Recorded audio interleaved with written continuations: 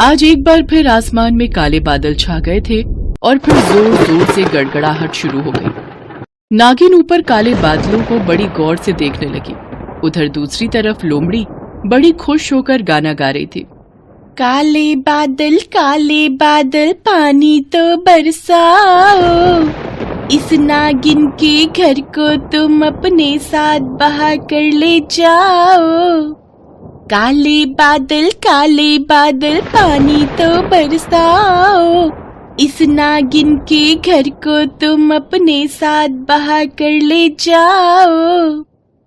धूर्त काली नागिन अपने छल और जादुई शक्तियों से सबको बहुत नुकसान पहुंचाए है। तभी जोरों की बारिश शुरू हो गई। हे भगवान, आज मैंने 4 अंडे दिए हैं। आज कितने दिनों बाद मेरा माँ बनने का सपना पूरा होगा, पर लगता है ये जालिम बारिश मेरे मिट्टी के बने घर को और अंडे को अपनी बाढ़ के पानी में बहा कर ले जाएगी। अब मैं क्या करूं? मेरी तो कुछ समझ में नहीं आ रहा।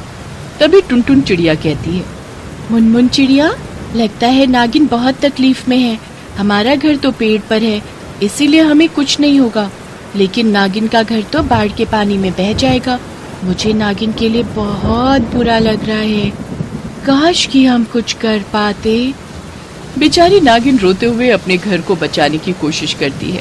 वो एक बड़े से पत्ते की मदद से अपने घर को ढकने की कोशिश करती है ताकि उसके अंडे उसमें सही सलामत रहें।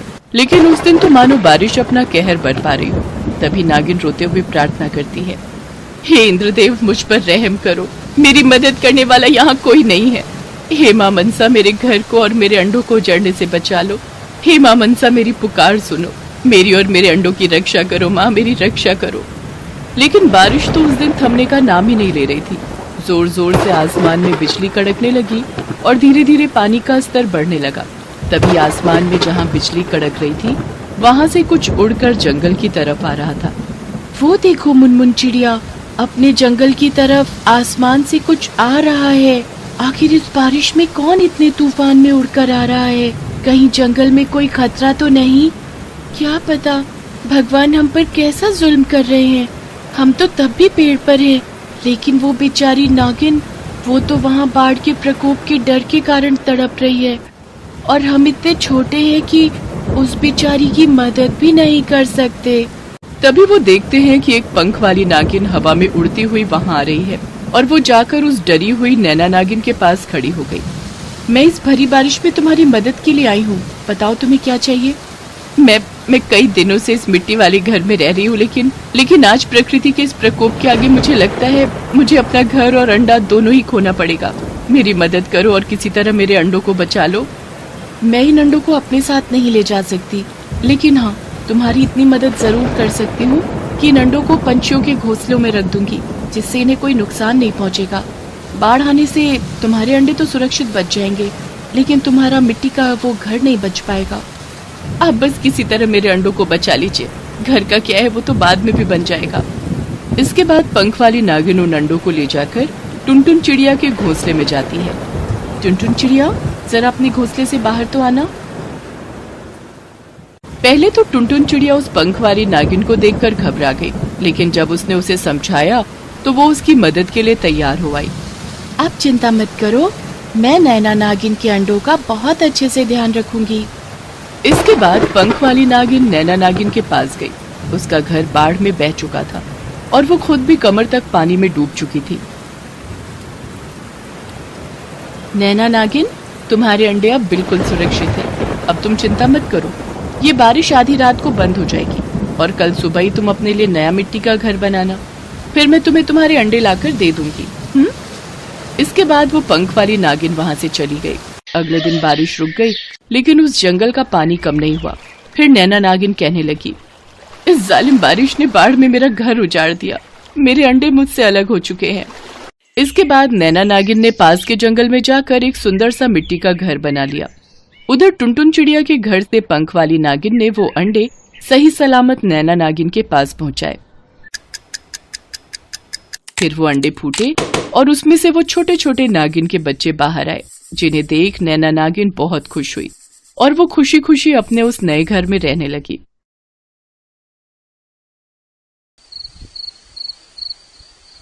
माँ, आप हमें छोड़कर क्यों चली गई माँ? अब हमें कौन अपने हाथों से खाना खिलाएगा माँ? माँ। भूमि, राखी और शांता रो रहे हैं। उन लोगों के सामने एक बड़ी सी नागिन की डेड बॉडी पड़ी हुई है। उस नागिन को बड़ी ही बेरहमी से मारा गया है। चारों तरफ खून ही खून है। भूमि, राखी और शांता उसी नागिन की बेटियां हैं। किसने मारा है हमारी माँ को? हम उसे नहीं छोड़ेंगे, नहीं छोड़ेंगे। शांता की आंखों में गुस्सा झलक रहा है, लेकिन जिसने उनकी माँ को मारा है उसे मारना तो दूर, उसके आसपास जाना भी नागिनों के लिए असंभव है। भूमि, राखी और शांता अपनी माँ के शव को जमीन के अंदर दफनाकर घर लौट जाते हैं और अपनी माँ को याद करते हैं। दूसरी ओर सपेरों की बस्ती में उत्सव मनाया जा रहा है। सब लोग मिलकर शराब पी रहे हैं। आज तो मजा ही आ गया भाई, 5 नागिन हमारे कब्जे में आ गई आज। हाँ, मैंने तो पहले ही कहा था उस जंगल में सांप और नागिनों का वास है, इसीलिए तो उस जंगल में कोई नहीं जाता। इन सपेरों में से सबसे शक्तिशाली और चालाक सपेरे का नाम गदाधर है। वो कहता है, अरे तो क्या हुआ, पकड़ा तो मैंने ही ना। मैं अगर नहीं होता तो तुम लोग उस बदतमीज नागिन के जहर से अभी तक नरक में पहुंच गए होते। हाँ, ये बात तो सही कही तूने। उस नागिन को मार कर हमें बचाया है, इसीलिए इन नागिनों को बेचकर जो पैसा मिलेगा उसमें से ज्यादा हिस्सा तू ही लेगा। गदाधर खुश हो गया और उधर नागिनों के गांव में मातम छाया हुआ था। असल में जंगल की गहराई में 100 सालों से इच्छाधारी सांप और नागिनों का गांव बसा था। उसके बारे में किसी को कानो कान खबर नहीं थी। सारे सांप और नागिन उसी गांव में रहते थे। वो लोग जंगल से शिकार ढूंढकर खाते थे और अपने आप में ही खुश रहते थे। उसी गांव में उन लोगों की पीढ़ी आगे बढ़ती थी। शकुंतला ने भी 3 जुड़वा नागिन बेटियों को जन्म दिया था, भूमि, राखी और शांता।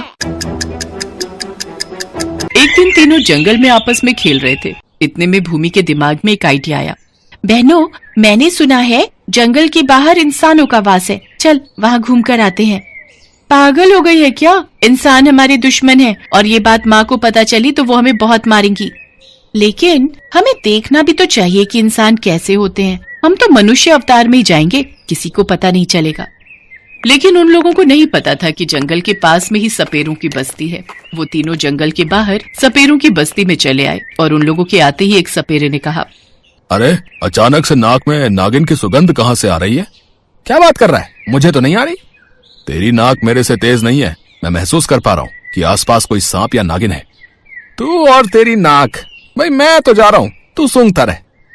वो चला गया। तभी उस सपेरे ने तीनों को देख लिया। तीनों गांव में घूम रहे थे। अरे ये तीनों बच्चियां कौन है? इनको तो यहाँ कभी नहीं देखा। वो सपेरा तीनों का पीछा करने लगा। भूमि, राखी और शांता गांव में घूमने के बाद जंगल में घुस गए और अपने नागिन अवतार में चले आए। उस सपेरे ने यही देख लिया।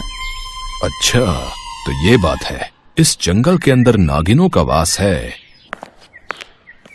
और उसके बाद उसने सभी को ये बता दिया। गदाधर ने कहा, अगर ये बात सच हुई तो हम बहुत अमीर बन सकते हैं। मार्केट में इच्छाधारी नागिनों की कीमत बहुत ज्यादा है। और एक दिन गदाधर बाकी सपेरों को लेकर जंगल में नागिन पकड़ने चला गया। तभी शकुंतला और बाकी नागिन खाना ढूंढने निकले थे। उनमें से 5 नागिनों को गदाधर ने देख लिया और उनके ऊपर जाल फेंक दिया। 5 नागिन जाल के अंदर बंदी हो गए।